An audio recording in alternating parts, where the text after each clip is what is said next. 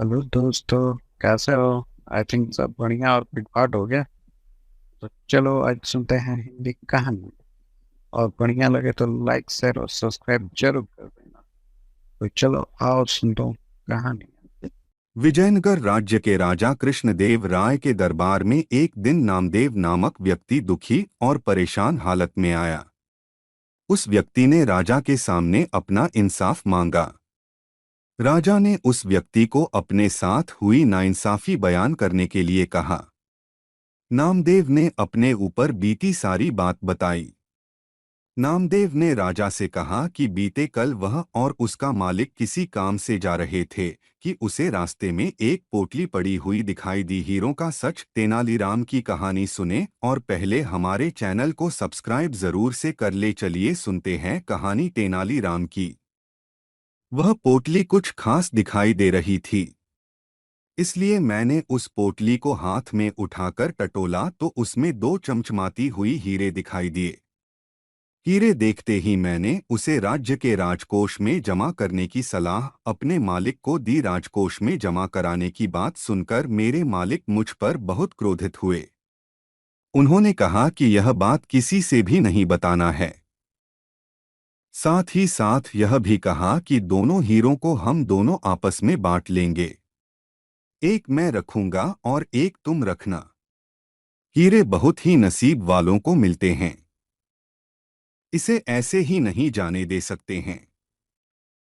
वह पोटली कुछ खास दिखाई दे रही थी, इसलिए मैंने उस पोटली को हाथ में उठाकर टटोला तो उसमें दो चमचमाती हुई हीरे दिखाई दिए।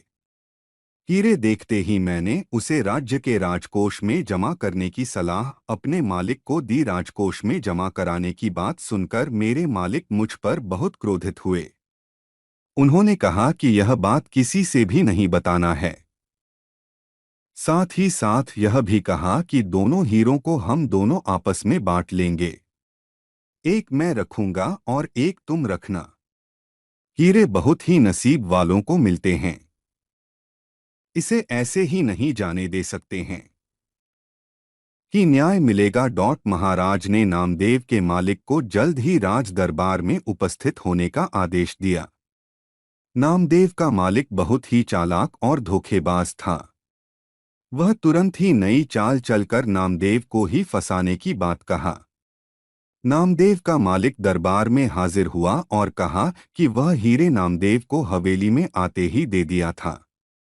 नामदेव झूठी और मनगढ़ंत बात बताकर मुझे सजा दिलाकर हर्जाना पाने की लालच में है।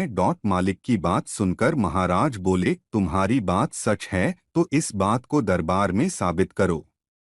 मालिक बोला, मेरे उन नौकरों को दरबार में बुलाइए जो उस समय वहां हवेली में उपस्थित थे।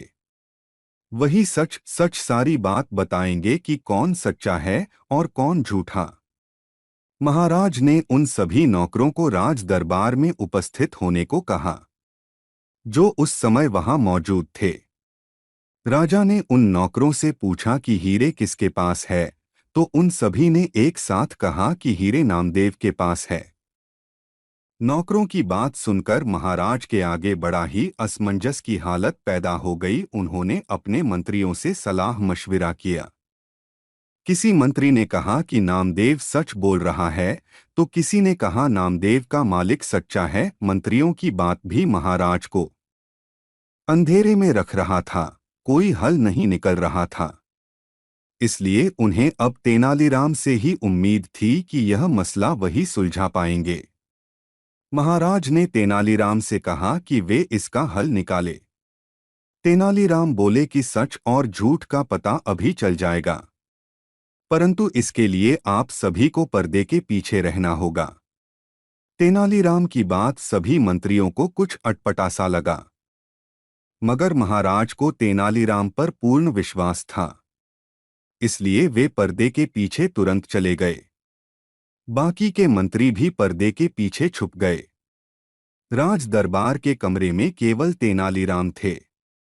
उन्होंने राज दरबार के सेवक को आदेश दिया कि वे सभी नौकरों को एक एक करके मेरे सामने हाजिर करें। उनसे कुछ सवाल पूछना है। तेनालीराम के सामने पहला नौकर हाजिर किया गया।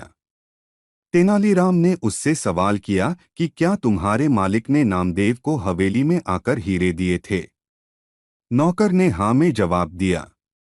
तेनालीराम ने उससे कहा, क्या तुम उस हीरे का चित्र बनाकर दिखा सकते हो? नौकर सकपकाते हुए बोला, हुजूर, मैं हीरे का चित्र नहीं बना सकता क्योंकि वह एक पोटली में था। तेनालीराम ने कहा, ठीक है, तुम यही उपस्थित रहो जब तक कि तुम्हें जाने को ना कहा जाए। तेनालीराम ने दूसरे नौकर को हाजिर होने को कहा। तेनालीराम ने उससे भी वही सवाल दोबारा किया। नौकर ने कहा, हाँ हुजूर, मैं हीरे का चित्र बना सकता हूँ। नौकर को कागज और दवात दिया गया। नौकर आव देखा न ताव झटपट उस पर गोल गोल हीरे के समान दो चित्र बना डाले। तेनालीराम ने उसे भी वहीं रुकने को कहा। तेनालीराम ने तीसरे नौकर को हाजिर होने को कहा। उससे भी वही सवाल किया गया जो पहले के दो नौकरों से किया गया था। नौकर ने कहा, हुजूर, हीरा भोजपत्र से बने एक थैली में था, इसलिए मैं उसे नहीं देख सका। तेनालीराम ने उसे भी वहीं रुकने को कहा। तेनालीराम ने महाराज और मंत्रियों को पर्दे से बाहर आने का अनुरोध किया। महाराज को देखकर तीनों नौकर डर गए। वह समझ गए थे कि हमारा झूठ पकड़ा गया है। सजा के डर से वे तीनों नौकर ने महाराज से क्षमा मांगी और कहा, हीरों के बारे में उन्हें कुछ नहीं पता है। मालिक ने जो कहने को कहा था हमने वही कहा, हमें माफ कर दीजिए। सभी नौकरों की बात सुनकर महाराज ने कहा कि उनके मालिक के घर की तलाशी ली जाए, तभी हीरों के बारे में सच का पता चल पाएगा। महाराज ने तुरंत अपने सैनिकों को उसके घर की तलाशी लेने का आदेश दिया। घर की तलाशी लेने पर दोनों हीरे उनके घर से बरामद किए गए। मालिक के बेईमानी और झूठ बोलने के कारण 1000 स्वर्ण मुद्राएं नामदेव को देने पड़े। यह मुद्राएं मालिक के द्वारा नामदेव को देना था तथा 20,000 स्वर्ण मुद्राएं हरजाना भी देना पड़ा। बरामद हुए हीरों को राजकोष में जमा करने का आदेश दिया गया। नामदेव को इंसाफ मिल जाने की वजह से वह बहुत खुश हो गया। वह महाराज और तेनालीराम को बहुत बहुत धन्यवाद दिया। अगर आपको भी कहानी अच्छी लगी तो हमें सब्सक्राइब जरूर कर ले। ऐसे ही मज़ेदार कहानी के लिए दोस्तों आपका धन्यवाद। देख लीजिए दोस्तों, तो लाइक और शेयर और सब्सक्राइब कर दीजिए ना।